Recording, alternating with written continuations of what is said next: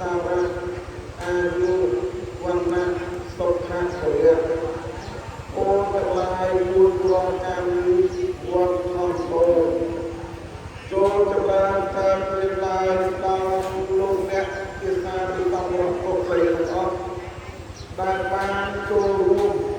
បំពេញបុណ្យកុសលលើឱកាសនេះខ្ញុំគណៈអាត្មាភាពបានទទួលវិរិយទេសនាដើម្បីជាបច្ចុប្បន្នតបស្នងឆ្លងសធា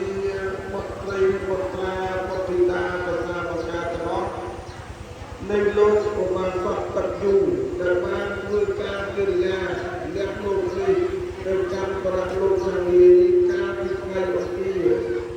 13រោចខែទុតិយតាឆ្នាំមកលីអត្តស័កពុទ្ធសករាជ2570ត្រូវនៅថ្ងៃទី11ខែសីហាឆ្នាំ2026វេលាម៉ោង6:30នាទីក្នុងជួនវេលា78ឆ្នាំដោយគ្រោងគាពីព្រមទាំងប្រតិបត្តិផលជួនសោតទៅទីក្រុងមន្ទីតាវាតិកាទាំង7សមានដែលប្របីចែកខាងទាំងអស់ព្រោះហេតុនេះក្នុងនាមក្រុមគ្រួសារដែលមានលោកតាំងខានិងអ្នកស្រីយឿនសុភ័ក្រដែលទៅជាវត្តកូនទី2លោកយូស្រីនិងអ្នកស្រីផ្សេងសុភ័ក្រព្រមទាំងវត្តអ្នកស្រីយូពឿននិងស្វាមីម៉ៃមុតព្រមទាំងវត្តកូនលោកយូអននិងភរិយាងារស្រីម៉ៃព្រមទាំងវត្តអ្នកស្រីយូស្រឿននិងស្វាមីគ្រួខាទាំងអស់នេះមានទឹកចិត្តកតញ្ញូកតវេទិតាចំពោះលោកអ្នកដ៏មានគុណបានប្រារព្ធបាននៅពិធីបុណ្យនេះដើម្បីជាកិច្ចឧទ្ទិសកុសលជូនដល់អ្នកសង្ឃិមានថ្មីនៃលោកឪពុកជីតាដែលបានធ្វើការពិចារណាលះលោកនេះទៅកាន់ប្រារព្ធខាងនេះហើយលោកគម្រប់ប្រពៃថ្ងៃនេះថ្ងៃនេះប្រសិនបើទេសនាទៅហើយសពគ្រប់ឬពុំសពគ្រប់គាត់សម្បានអធិស្ឋានឬពុំគាត់ទៅណាសូមមេត្តាខន្តីអភ័យទោសនឹងបានលើកយកពធទេសនាមកចែកជូនជាធម្មទានដោយសង្ឃូតាមកាលវេលាសូមចម្រើនពរអ្នកមោតាសាបច្ចៈវៈតោអរហតតោសម្មាសម្ពុទ្ធស្សៈអ្នកមោតាសាបច្ចៈវៈតោអរហតតោសម្មាសម្ពុទ្ធស្សៈអ្នកមោតាសាបច្ចៈវៈតោអរហតតោសម្មាសម្ពុទ្ធស្សៈអ្នកមាននិរតនតយៈខ្ញុំម្ចាស់សូមក្រាបសំពះនមស្ការចំពោះប្រជុំ3នៃព្រះត្រៃរតន៍គឺព្រះពុទ្ធរតនៈ1ព្រះធម្មរតនៈ1ព្រះសង្ឃរតនៈ1ដោយសេចក្តីគោរពអិតោបរៈលោកដាប់អំពីបទនមស្ការនេះទៅនឹងត្រូវលើកយកពធទេសនាមកចែកជូនជាធម្មទានដោយសំគួរតាមកាលវេលាភូសាទុវោឲ្យអស់លោកអ្នកសាទុសពរៈប្រុសស្រីផងទាំងឡាយពិធីបុណ្យដែលជាប់ជាក់ទងទៅនឹងទន្លងព្រះពុទ្ធសាសនាដែលយើងពិតជាមានច្រើនបែបច្រើនសង្ខារនៅក្នុងឱកាសនេះក្រុមគ្រួសារកូនចៅបានប្រកាសជូនដំណឹងដល់ញាតិមិត្តជិតឆ្ងាយឲ្យបានជ្រាបថាជាពិធីបុណ្យគម្រប់7ថ្ងៃសពលោកឪពុកទឹកយូរដែលបានធ្វើការកិរិយាលះលោកនេះទៅកាន់ប្រាក់លោកខាងនេះហើយលោកផ្លោះហើយវត្តមានរបស់ឧបាសកឧបាសិកាពុទ្ធបរិស័ទពីចិត្តនិងពីឆ្ងាយបានចូលរួមមានឱកាសពេលនេះ ប្រកបដោយទឹកមុខក្រៀមក្រំស្រលោបស្រងាត់បង្ហាញអំពីការទទួលកាន់នៅមរណទុក្ខដែលក្រុមគ្រួសារកូនចៅរបស់កំពុងមាននាពេលនេះដូច្នេះបានជាលើខាងលើនៃសេចក្តីពីម្លឹងនេះមានដាក់សញ្ញាសម្គាល់ពណ៌ខ្មៅវាសជាដំណើរ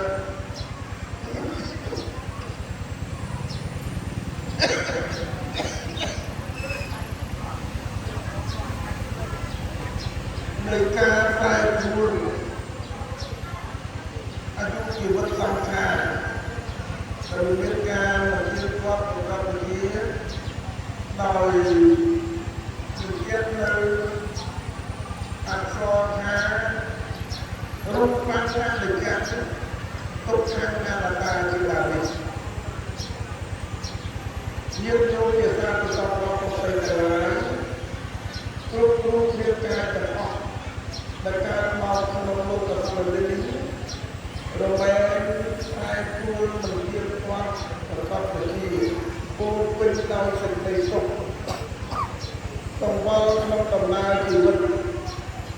ទីបំផុតលោកឲ្យមកថាអ្នករលទុកលោកការគ្លៀតចាស់នៅអាយុជីវិតសង្ខារដែលជាទីស្រឡាញ់ដែលក្រុមគ្រួសារកូនចៅមានបំណងនឹងចង់ខត់ប្រាស់អំពីលោកអ្នកដ៏មានគុណហើយទាំងនេះគឺស្ថិតនៅក្រោមអំណាចនៃត្រីលក្ខណៈខទាំង3ដែលផ្លូវព្រះពុទ្ធសាសនានៃយើងលោកកំណត់ថាមានបរិបត្តិអនិច្ចំមានរូបមិនមានបរិបត្តិទុក្ខមានរូបប្រកបដោយសេចក្តីសុខមានរូបបច្ចអនត្តាមានរូបមិនសុខទៅតាមការបង្កប់វិជារបស់ចិត្តធម្មតាចិត្តរបស់មនុស្សយើងទូទៅមានចង់ព្រាត់ប្រាសបែកចាកជីវិតនិងសង្ខារសូម្បីបន្តិចបន្តួចសោះឡើយប្រសិនបើអាចខត់អង្វរឲ្យនៅជារៀងរហូតបាននឹងប្រឹងប្រែងគ្រប់មធ្យោបាយឲ្យអស់អំពីលទ្ធភាពដែលមានគ្រប់មានទាំងអស់ប៉ុន្តែអ្វីដែលមិនលុបទៅតាមការបង្គាប់បញ្ជារបស់ចិត្តនេះលោកឲ្យឈ្មោះថាអនត្តាដូចជាចរិយចក្ខុមានស្រវឹងចរិយសោតតោត្រជាហឹងឆន្ទៈទាំងតោគ្មានបាត់ជីរណកាយោកាយទុកទ្រង់ក្រំគ្រាទៅវិញទាំងនេះលោកឲ្យឈ្មោះថាអនត្តាដូច្នេះអ្វីដែលជាបណ្ដុំនៃត្រីលក្ខណៈខនេះរមែងបក់បង្វិលទាញទ្រោមទាញទៅនៅអាយុជីវិតសង្ខាររបស់សត្វទាំងអស់ឲ្យមានការប្រែប្រួលវិលវល់ទៅតាមចលនានៃសង្ខារខដែលបក់បង្វិលប្រែប្រួលតាមរយៈថ្ងៃនិងយុគទ្រោមទាញនៅអាយុជីវិតរបស់សត្វទៅជាមួយដូច្នេះហើយបានជាលើនៅលើពេញកដាស់សនេះមានលក្ខណៈកម្មរបស់ទុកមានសនិងខ្មៅជាដើមនេះមានន័យថាធ្វើដំណើរពីទីភ្លឺទៅកាន់ទីងងឹតជាដែលយើងនឹងមើលឃើញគ្នាពេលនេះគឺការរស់រានមានជីវិតនោះអាចប្រថុយទាក់ទងគ្នាបានហាក់បីដូចជារឿងដែលកំពុងតែមានពលឺភ្លឺស្វាងដែលយើងឲ្យទៅតាមពេលថ្ងៃហើយពេលដែលគ្មានចាស់ព្រាត់ប្រាសអាយុជីវិតសង្ខារទៅហាក់បីដូចជាទីងងឹតសូន្យសោះហើយនេះហើយបានជាមានការប្រែប្រួលពីភ្លឺទៅកាន់ទីងងឹតពីសទៅកាន់ទីខ្មៅទៅឡើងនោះហើយកូនចៅប្រុសស្រីបង្ហាញនៅអត្តសញ្ញាណការទទួលកម្មមរណទុក្ខគឺទទួលសម្លៀកបំពាក់ពណ៌សបង្ហាញឲ្យឃើញអំពីភក្តីភាពសេចក្តីស្មោះស្ម័គ្រ ចំពោះលោកអ្នកដែលមានគុណប្រកបដោយកតញ្ញូប្រែតការដឹងគុណកតវេទិតាជួយតបវិញហើយការបំពេញសេចក្តីល្អនេះចែកចេញជាពីរមួយពេលដែលលោករៀនមានជីវិតពីរពេលដែលលោកឃ្លាតចាកអំពីយើងរាល់គ្នាទៅការដែលលោកនៅរៀនមានជីវិតយើងអាចបំពេញកាតព្វកិច្ចជាកូនចៅល្អអាចទំនុកបំរុងឧបត្ថម្ភនៅមហូបអាហារសម្ភារបំពាក់គ្រឿងឧបភោគបរិភោគប្រើប្រាស់ឱសថភេសជ្ជៈបានគ្រប់ពេលវេលាដែលលោកឲ្យមកថានិច្ចសម័យឬនិច្ចកតញ្ញូធ្វើបានជានិច្ចកាលមិនកំណត់ពេលវេលាទេចំណែកឯពេលដែលលោកធ្វើឃ្លាតចាកអំពីយើងរាល់គ្នាទៅដូចជាបំពេញកុសលផលបុណ្យនៅពេលនេះឈ្មោះថាកាលសម័យឬកាលកតញ្ញូសម័យដ៏សំគួរដែលកូនចៅត្រូវបំពេញនៅក្នុងថ្ងៃទី7នេះជាដើមនេះក៏ជាទំនៀមប្រពៃណីពុទ្ធសាសនាដូនតាខ្មែរយើងដែលលោកតែងតែនិយមរាប់អានបំពេញបុណ្យកុសលទៅតាមកាលកំណត់ដូចជាថ្ងៃនេះគម្រប់7ថ្ងៃពេលខាងមុខមានបុណ្យកុសលបន្តដូចជា100ថ្ងៃ1ខួប2ខួប3ខួបជាដើមទៅនេះលោកឲ្យពុទ្ធកាលកតញ្ញូឬការលក្ខសម័យដ៏សំគួរដែលកូនចៅប្រុសស្រីគាត់បីបំពេញដូច្នេះពេលនេះមិនដូចជាពេលដែលលោកនៅមានជីវិតទេជាអាចគោរពប្រតិបត្តិដល់គាត់តែពេលនេះគឺមិនអាចទេដូច្នេះមានតែឧទ្ទិសផលតាមរយៈសង្ឃេតាបេតិនាទៀតដែលលោកឲ្យមកថាការបងផលទៀតក្នុងសង្ឃគឺជាគុណប្រយោជន៍អាចជួយស្រោចស្រង់ដល់អ្នកដែលធ្វើដំណើរទៅកាន់បរិបទលោកទាំងនេះតាមនេះនាំគ្នារៀបចំទិញយធម៌គ្រឿងប្រើប្រាស់សម្រាប់និមន្តប្រសពឆាតពុទ្ធជាដើមនេះបុរាណណាចារឲ្យមកថាបន្លប់នោះប្រែថាការទំនុកបំរុងសម្រាប់ប្រើប្រាស់ទឹកខ្លងសម្រាប់ឲ្យសម្រាប់ព្រាមនិមន្តពុទ្ធឆាតយកទៅហើយយើងក្នុងបំណងរៀបចំសក្ការៈប្រើប្រាស់គ្រប់សារពើដែលលោកអ្នកមានគុណផ្លាស់ប្រើនៅក្នុងលោកយ៉ាងណាយើងក៏ខំរៀបចំយ៉ាងនោះក្នុងបំណងឲ្យលោកបានប្រើប្រាស់ក្នុងលោកខាងមុខទៀតមិនឃើញថានៅមនុស្សផ្លាស់ប្រើតែរបស់អ្វីក៏រៀបចំទំនុកបំរុងនៅក្នុងលោកនេះក៏ជាពលាមួយដែលពុទ្ធបរិស័ទលោកតាយើងបានរៀបចំទុកដាក់សម្រាប់កូនចៅឲ្យធ្វើវត្តបដិបត្តិដើម្បីជាកិច្ចប្រព្រឹត្តផលគូបានលោកអ្នកដ៏មានគុណតែនេះអាចដូចតែប្រតិពិចារណាបានថាការទំនុកបំរុងមួយក៏ការញ៉ាំទៀតតាមរយៈប្រសពដែលដោយមកថាពៈគិរិយសម្បទាទៀតបានបន្តហើយក្នុងពៈគិរិយបុគ្គលអង្គរបស់ពៈគិណានុប្រទានទាំង3មាន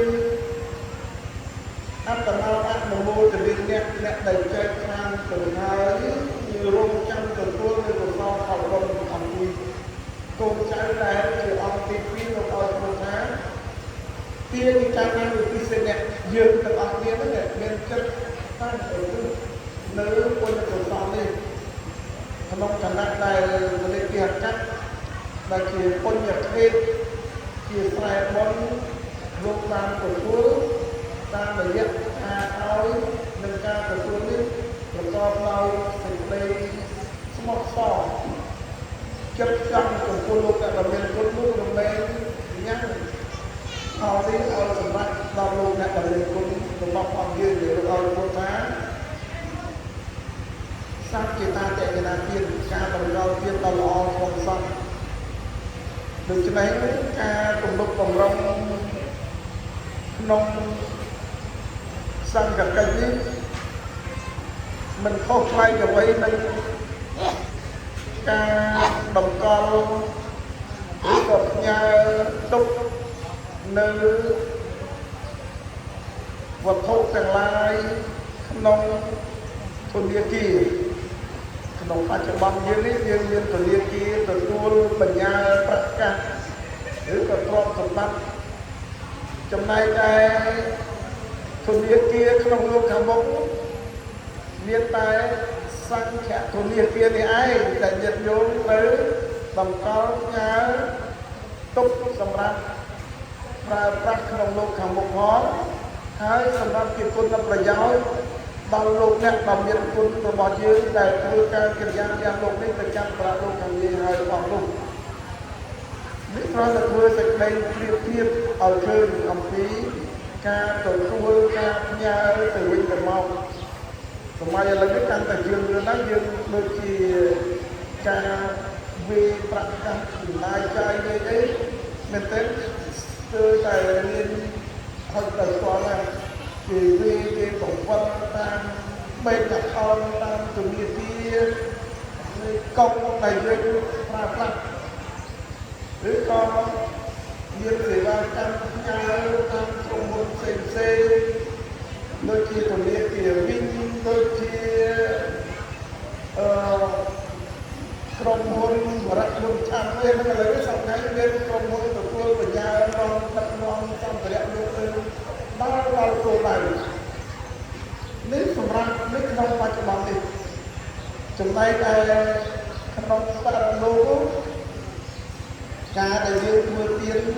ចំពោះព្រះសង្ឃនេះក៏មានសេចក្តីព្រៀបធៀបបណ្ណាខែលើនេះមានតែការកើតទៀនចំពោះអ្នកមានសិលជាអ្នកចម្លងទៀនដោយបានបោះលើកយករឿងរ៉ាវមួយយកមកបញ្ជាក់នៅក្នុងគម្ពីរវិញ្ញាណវត្ថុឬនេះមានតែគាត់សង្ខេបខ្លីថាពេលតែក្រុមលេងសំពើមួយក្រុមធ្វើដំណើរទៅជួបជាមួយនឹងកោះមួយឃើញមានវិញ្ញាណវត្ថុនេះនៅក្នុងវិញ្ញាណល្អនៅលើកោះមួយហ្នឹងហើយបញ្ចេញតែត្រឹមកអត់ឃើញរូបរាងរបស់ពេញទេញាតិញោមឃើញតែត្រឹមកពេលហ្នឹងវាសង្កេតទូហើយមាននេះហើយអ្វីបានជាមានមិនបញ្ចេញរូបរាងកាយឲ្យឃើញទាំងអស់មកឃើញតែត្រឹមតែប្រឡំមុខត្រឹមកចិត្តចេញអើកចេញត្រឹមរួចមកបានតែមានលោកថាក៏ពេលលោកម្ចាស់ខ្ញុំមិនអាចបង្ហាញរូបរាងកាយទាំងអស់បានដោយសារខ្ញុំមានកាយអក្រាឡើយមានសេចក្តីមានសេចក្តីអនុគ្រោះខាងនេះក៏លើកឲ្យក្រុមគ្រូចាស់យកសម្ភារៈទៅហើយជួយរៀនទៅពេលយើងទទួលមកបានជួយបានសម្ភារៈទៅមានប្រកាសថាបងប្អូនគ្រូចាស់ដើម្បីឲ្យបានតាមមានខ្ញុំគាត់បីលោកម្ចាស់ជួយនៅសម្ពុតអាស្រ័យស្បៃដល់អ្នកដែលរក្សាសិលគាត់ជួយជានៅក្នុងសម្ពុតនោះមានឧបាសកមួយរូបអ្នកដែលរក្សាសិល5បានមកហើយនៅក្នុងក្រមត្រៃជាទីពឹងទីរលឹកទើបទេសម្ពុតសម្រាប់យកសម្ពុតអាស្បៃទៅជួយលើកជួយចំពោះឧបាសកអ្នកដែលសាងសិលខ្លួនហើយឧបាសកទៅជឿនជឿនឧស្សាហ៍របស់ថាឯជាតាមតាមទៅបង្ហាញក្នុងពលាទៅមកទៅសូមបានផលពីផលជាទីតបចិត្តដែលអ្នកប្រកាសហើយតាំងចិត្តហើយចូលឲ្យសម្រាប់តាមអ្នកឲ្យបានឆាប់រួចរាល់trongចិត្តពេលហ្នឹងគឺសម្លៀកបំពាក់សម្ពុតអាយខ្សែស្បៃនៅតាមសម្រាប់ដល់មានដែលនៅក្នុងវិញ្ញាណថាវិញ្ញាណមានតែគឺពាក់កណ្ដាលប្រែពាក់កណ្ដាលសួរ នៅតាមក្នុងវិមានស្កស្ដាយតែមានកាយដាក់ណាមកហើយរឿងរ៉ាវនេះពេលតែធ្វើដំណើរដល់គោលដៅទើបមានសង្កេតយករឿងនេះគូសួរព្រះសម្ពុទ្ធបបិទ្ធព្រះអង្គចម្រើនខ្ញុំពិចារណាជាម្ចាស់ធ្វើដំណើរតាមសង្កេតមកតាមជួបជាមួយនឹងកោះមួយដែលឃើញមានវិញ្ញាណល្អស្កស្ដាយដែលមានរូបមានកាយអក្សរមានសម្ភារវិជ្ជាអក្សរស័ព្ទតាមតម្លៃសេចក្តីរបស់រៀបរាប់ដំណើរហើយសួរវិជ្ជាអំពីរឿងបានប្រកាន់និងពុទ្ធកម្មទើបព្រះសម្ពុទ្ធទ្រង់ត្រាស់បញ្ជាក់ថាមនាលនាយសម្ពើបានប្រកាន់របស់នាងដែលមានសម្ភារបំពាក់នេះដោយសារកាលនៅជាមនុស្សនាងធ្លាប់វាយសម្រាប់សម្ពុតអាយរបស់ជនប្រមឹកអ្នកដែលផឹកស៊ីសម្បឹងអូទៅលោខឹងពេកបៃសម្រាប់សម្ភារបំពាក់គេប្រហែលបានប្រកាន់បានជាមានកាយអាក្រាតចំណែកឯពុទ្ធកម្មដែលមាននៅក្នុងវិមានក្នុងទេវវិមានដោយសារនាងធ្លាប់បានបំពេញបុណ្យសន្សំកុសលមានទំនុកបំរុងចង្ហាន់បិណ្ឌបាតចំពោះព្រះសង្ឃតែយើងនឹងដាក់បាតព្រះសង្ឃហើយកសាងទីសេនាសនៈវត្តអារាមជាឡើយឡើងហើយដោយសារបុណ្យកុសលនេះជួយឧបត្ថម្ភគ្រប់គ្រងឲ្យបានទទួលសោយនៅសម្បត្តិទឹកនឹងមានអាហារជាទឹកកន្លែងរស់នៅជាទឹកហូបនឹងចក្កដាសួរចក្កដាប្រែកចំណែកឯបាតកម្មគឺមិនមានសម្ភារបំពាក់ជាដើមឬហើយមានសេចក្តីវេទនាតែក្នុងតែមកទៀតក៏មិនទៀតដោយសេចក្តីខ្លីថាការធ្វើទៀតគឺត្រូវញ៉ាំចំពោះអ្នកមានសិលដល់ទៅមកសពឧបាសិកាអ្នកដែលបានសិលក៏បានអនុសង្ឃតែគ្រាន់តែសេចក្តីដែលយើងត្រូវធ្វើគឺមានសេចក្តីទៀតនេះមានយើងបានសួរទៅជាសំណួរថាកត្តាធ្វើទៀតនឹងគឺមានលក្ខណៈខ្លីៗមានដូចនេះលោកមានសេចក្តីមានទីបានថាឲ្យទៀតចំពោះមនុស្សអត់សិល100ដងទើបស្មើនឹងអ្នកមានសិលល្អទៅយកហើយយើងផ្ញើទៀតចំពោះអ្នកមានសិលធម្មតា100ដងទើបស្មើនឹងការបំពេញទៀតក្នុងសង្ឃម្ដងហើយបំពេញទៀតក្នុងសមាធិសង្ឃយើងសាច់ថ្ងៃ100ដងទើបស្មើនឹងការធ្វើទៀតចំពោះអរិយសង្ឃអរិយបុគ្គលវាចំណងគុណការដល់គឺមានសេចក្តីទៀតដូចនេះចឹងយើងមកបញ្ជាក់ចង់បញ្ជាក់ឲ្យយល់អំពីបានថ្ងៃនៃការធ្វើទៀតដែលយើងកំពុងតែមានសភាបានមានបំពេញមួយទៅក្នុងពេលនេះឡើងហើយគាត់បីពិចារណាទៅលើកម្មនិងផលរបស់កម្មយើងយកបុគ្គលសាស្ត្រព្រោះនៅពូជណាដើម្បីទទួលផលនោះដូច្នេះដោយទៅរួមគ្នាពីវិញនៃផ្នែករបស់នេះសាស្ត្រពូជផលពីរគឺផលបុណ្យនិងផលបាបផលបុណ្យធ្វើបានពីមានទឹកសម្បត្តិទឹកផលបាបមានតែអក្រាដូច្នេះយើងក៏បីពិចារណាថាកម្មនិងផលរបស់កម្មគឺមិនមែនបែកចែកសត្វឲ្យទទួលផលរបស់វាទេដូច្នេះអ្វីតាមគោលcủaពុទ្ធសាសនានេះគឺក៏បីជឿលើកម្មនិងផលរបស់កម្មថាធ្វើអ្វីដើម្បីទទួលផលនោះនៅរឿងរ៉ាវបញ្ជាក់បានតែចឹងហើយដំណើរជីវិតដែលប្រព្រឹត្តទៅក្នុងមួយជីវិតដែលបានជួបគ្នាក្នុងនាមជាក្រុមគ្រួសារឪពុកប្អូនឪពុកម្ដាយកូនបងប្អូនញាតិសន្តានដោយសារចាំជាបច្ច័យតតែមកហើយដល់ពេលវេលាដែលទៅគ្នាតោះអាស្រ័យលើផលរបស់កម្មដែរព្រោះយើងបត់ខាងយ៉ាងណាក៏បានដែរ ខ្លះក៏ជួបគ្នាក្នុងផ្លូវជាកុសលល្អទៅខ្លះក៏ជួបគ្នាក្នុងផ្លូវអកុសលដោយសារយើងបានសាងសន្សំនោះគ្នាមកដូចនេះលោកក៏បានសក់ទឹកយូរលោកបានជួយជំនាញយូរ78ឆ្នាំប៉ុណ្ណឹងហើយលោកគ្លៀនពីយើងទៅជាពេលវេលាដ៏សំគួរនៃដំណើរជីវិតរបស់លោកតែត្រូវគ្លៀនអំពីយើងទៅតាមការវេលាហើយមួយទៀតលោកក៏គ្លៀនវិរិយកម្មឬក៏អកុសលកម្មឲ្យកូនចៅពិបាកដេកយំធំក្រាបមើលផ្លែរសាគាត់ទេនិយាយទៅណាបើតាមការរៀបរាប់ថាគាត់មិនមានកាត់អីពុនកដេកប្រឹងប្រែងឲ្យកូនចៅមើលឥឡូវហ្នឹងឯងមានអ្នកតាគីនៅបកគ្រាស្រីឲ្យសុភាពឥឡូវតែគិតមើលគាត់តែម្ដាយយើងខាងកំពង់ស្វាយកំពង់យើងមិនខុសគ្នាបាត់ហើយណាអ្នកម្ដាយគាត់ក៏អាយុពេកដែរបានដល់87 88ដែរគាត់តែមុននឹងអតិថិកម្មគាត់ប្រាំតែរ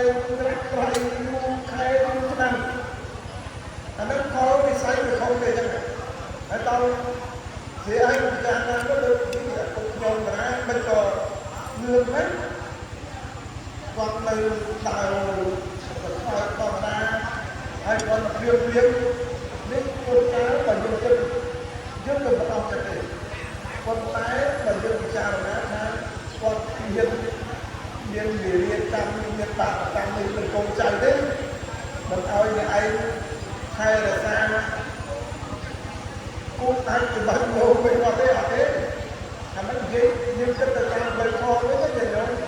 បានអាចកាត់បន្ថយនៅសេចក្តីទុក្ខនេះអូវិស័យផលរបស់គាត់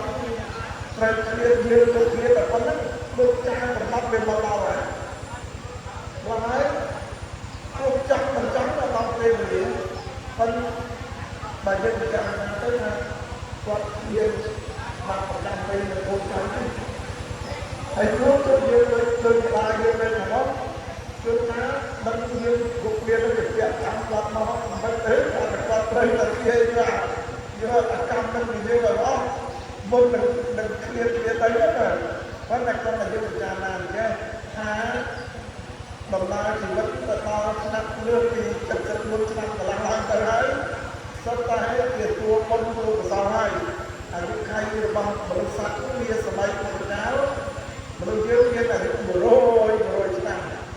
តែបន្ទាប់អំពីពុទ្ធបរិនិព្វានទៅរយៈពេល100ឆ្នាំអាយុខៃរបស់សត្វយើងមនុស្សយើងធ្លាក់ក្នុងមួយឆ្នាំឥឡូវនេះ2570ហើយបើយើងគិតជា125ដល់នឹង70ឆ្នាំបច្ចុប្បន្ននេះអញ្ចឹងអាយុខៃសពថ្ងៃនៅមិនតាម75ទេបានតែ74ឆ្នាំទៅស្ទើរកន្លះប៉ុណ្ណឹងនឹងនិយាយពីអាយុខៃរបស់មនុស្សហើយនឹងបន្តទៀតលោកដល់ពុទ្ធសាសនាគ្រប់គ្រងព្រះវិសាអាយុខៃរបស់សត្វធ្លាក់ចុះទៅដល់50ឆ្នាំនេះពេលហ្នឹងលោកថាមនុស្សចូលទៅដល់ឆ្នាំពាក់បបោតាមក្រមគឺចាំតែលុយទៅហើយហើយបើយើងគិតអំពីមនុស្សសម័យបុរាណពីដើមមុននេះបានតាមប្រសាទគ្រប់បានលោកមានធំរបស់ឥឡូវយើងទៅដល់សារគេរៀបជាទៅរួចរៀបទៅហើយដូច្នេះយើងលោកសោកសៅអីដល់មានព្រះវិជ្ជាណាថាឲ្យប្រតាម74ឆ្នាំកន្លងឡើងទៅគឺជាហត់កំណត់អាយុខៃជាគ្រូប្រសាហើយហើយទោះបីក៏ជាអាយុខៃប៉ុណ្ណេះឥឡូវនេះកំពុងយើងបាន78ដែរហើយយើងថាគ្រូស្វាយបានដល់87បាន8ទៅនឹងប៉ុន្តែនេះតែជាគ្រូបងណាយើងអ្នកដែលបានអាយុច្រើនជាអាយុខៃ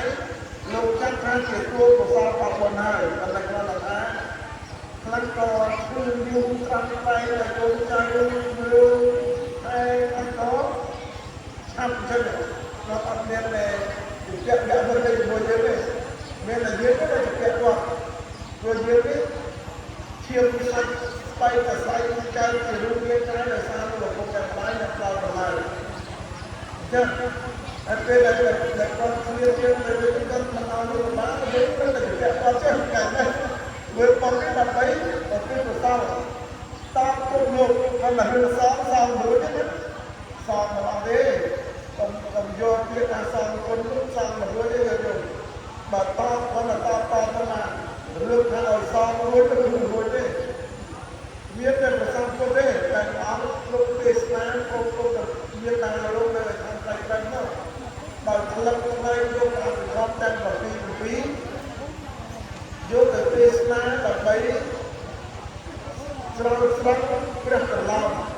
គឺមានតារបស់អង្គនៅឯខាងផ្លៃត្រឹមទេវលោកនោះហើយលោកមិនមែនទេថាយកប្រសូតយកទៅក៏មិនសំលមោតែវិន័យក៏មិនអាចទេទៅអភិធម្មនេះហើយផ្លឹកគុណមានតាព្រះអង្គនៅឯខាងដុសសិទ្ធហើយព្រះអង្គនៅខាងមនុស្សលោកផ្លឹកកន្លែងទៀតណាគឺពុទ្ធមេត្តាចូលមកក្នុងខាងផ្លៃទឹកព្រះអង្គនិមន្តពីមនុស្សលោកទៅផ្លៃទឹកដែរទេសនារយៈពេល3ខែគឺមួយព្រះភាសាមនុស្សលោកយើងនេះហើយនៅឯខាងផ្លៃទឹកតាមមកគ្រាទេតែមកពេលទេប៉ុន្តែមនុស្សលោកយើង3ខែហើយក្នុងភាសានេះព្រះអង្គពេលដែលលោកអរុក្នុងភាសាគឺលោកមានពុទ្ធនិមិត្តនៅសម្ដែងជំនួសអង្គមកយកអរុមកគ្រប់បាននៅលោកនេះវិញនៅក្នុងរឿងប្រហែលពុទ្ធសាសនានេះដឹងថាអង្គលោកទេសនាយកព្រះអភិធម្មទាំង7នេះដើម្បីទេសនាដល់ស្មោសំប្រវត្តិព្រះកន្លងមានតារបស់អង្គទៅរឿងប្រវត្តិនេះមិនអាចសល់អត់មួយទេគុំមានបានតែបន្តផងហើយនេះគាត់គួរសមមកយើងចេះតាមបងប្អូនធ្វើទេមកខ្លះទៀតធ្វើពុកមកវិញពុកបណ្ដាយមនុស្សចាំមកខាងផងហើយខ្លះកូនខ្លះគឺកូនអកតញ្ញូធ្វើពុកមកវិញពុកបណ្ដាយខ្លះសម្លាប់ម៉ែទៅវិញគាត់សម្លាប់ទេមិនអាចតែនេះបុរាណថាទៅមិនថាព្រះប្រសមានេះអ្វីក៏តាមទៅគឺមានទៅទៀតពេកទៅទៀតអរហន្តទៅទៀតនេះព្រះមហត្តបាននេះសត្វតែគោអឡងនៃកម្មនេះពុទ្ធពរណាដូច្នេះមិនគ្រាន់តែបញ្ជាក់ពីរឿងដំណើរសត្វលោកដែលប្រកបទៅដោយអកុសលកម្មគឺអ្នកដែលជាប់ពង្វេងក្នុងរឿងបាបកម្មមួយកុសលមិនធ្វើទេដូចទេបងហើយរឿងរ៉ាវដែលបញ្ជាក់មកប៉ុណ្ណេះយើងគួរពិចារណាដល់គ្នាអំពីពាក្យកម្មនិងផលរបស់កម្មបុគ្គល